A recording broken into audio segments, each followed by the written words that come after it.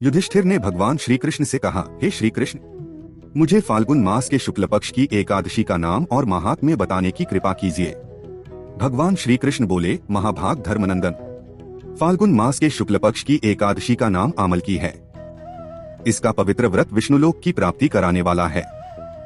राजा मांधाता ने भी महात्मा वशिष्ठ जी से इसी प्रकार का प्रश्न पूछा था, जिसके जवाब में वशिष्ठ जी ने कहा था, ये महाभाग, भगवान विष्णु के थूकने पर उनके मुख से चंद्रमा के समान कांतिमान एक बिंदु प्रकट होकर पृथ्वी पर गिरा।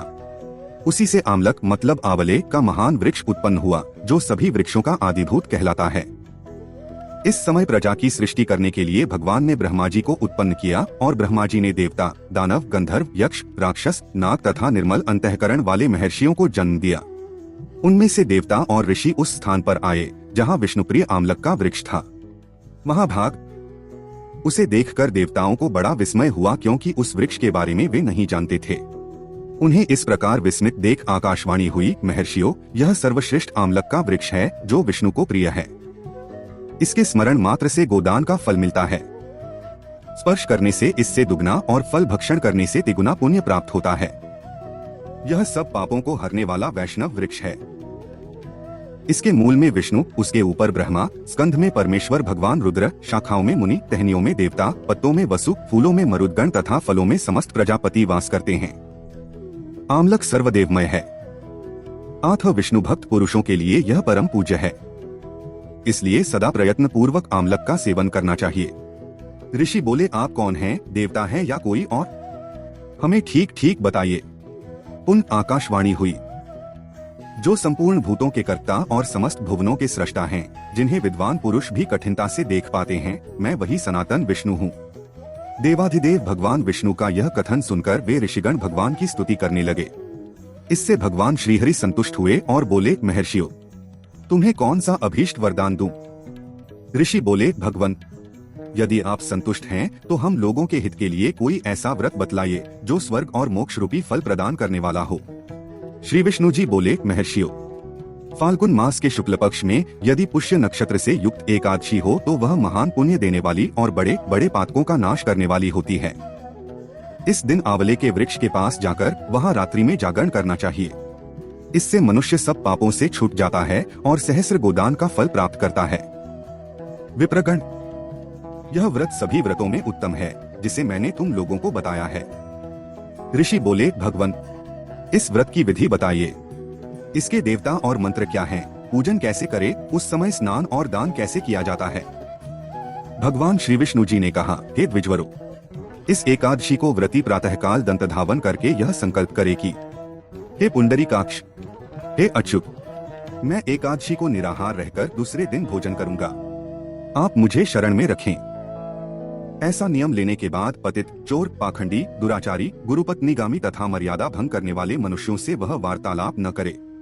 अपने मन को वश में रखते हुए नदी में, पोखरे में, कुएं पर अथवा घर में ही स्नान करे। स्नान के पहले शरीर में मृत्तिका यानी की मिट्टी लगाए।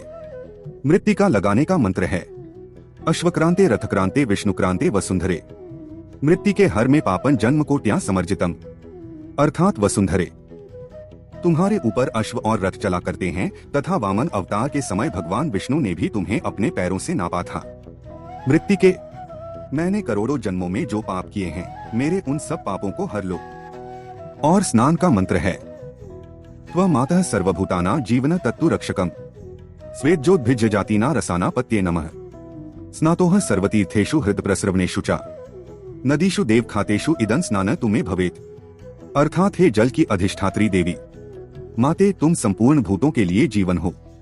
वही जीवन जो स्वेदज और उद्भिज्ज जाति के जीवों का भी रक्षक है। तुम रसों की स्वामिनी हो, तुम्हें नमस्कार है। आज मैं संपूर्ण तीर्थों, कुंडों, झरनों, नदियों और देव संबंधी सरोवरों में स्नान कर चुका। मेरा यह स्नान उक्त सभी स्नानों का फल देने वाला हो। स्नान के पश्चात घर आकर पूजा और हवन करे। इसके बाद सब प्रकार की सामग्री लेकर आंवले के वृक्ष के पास जाएं। वहां वृक्ष के चारों ओर की जमीन झाड़ बुहार लीप पोत कर शुद्ध करे। शुद्ध की हुई भूमि में मंत्र पाठ पूर्वक जल से भरे हुए नवीन कलश की स्थापना करे। कलश में पंचरत्न और दिव्य गंध आदि छोड़ दे। श्वेत चंदन से उसका लेपन करे। उसके कंठ में फूल की माला पहनाए। सब प्रकार के धूप की सुगंध फैलाए, जलते हुए दीपकों की श्रेणी सजाकर रखे। तात्पर्य यह है कि सब ओर से सुंदर और मनोहर दृश्य उपस्थित करे।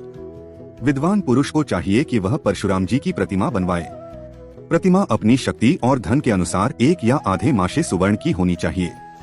पूजा के लिए नवीन छाता, जूता और वस्त्र भी मंगा कर रखे। कलश के ऊपर एक पात्र रखकर उसे श्रेष्ठ लाजों अर्थात खीलों से भर दे। फिर उस कलश के ऊपर परशुराम जी की मूर्ति स्थापित करे।